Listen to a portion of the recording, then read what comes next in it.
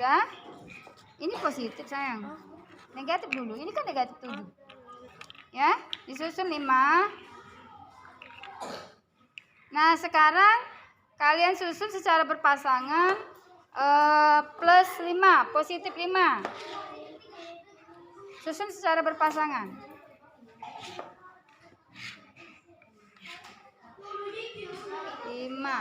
Ini kurang 1, nak. Minjem sama kawan. Ya.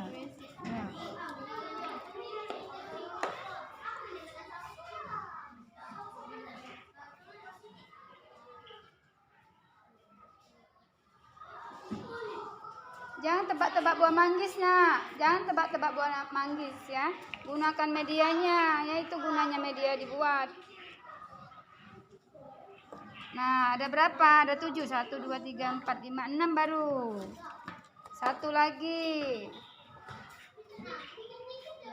Boleh saling pinjaman medianya kalau kurang. Ya. Nah, yang berpasangan kan kita buang. Berapa sisanya?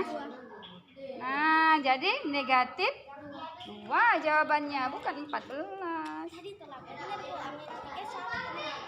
Ya, jadi jawabannya 14. Sudah paham belum, Amira? Paham ya? Jawabannya? Ya, ditulis di situ. Iya, negatif. Kan ini kan bilangannya negatif yang ada. Berarti jawabannya negatif.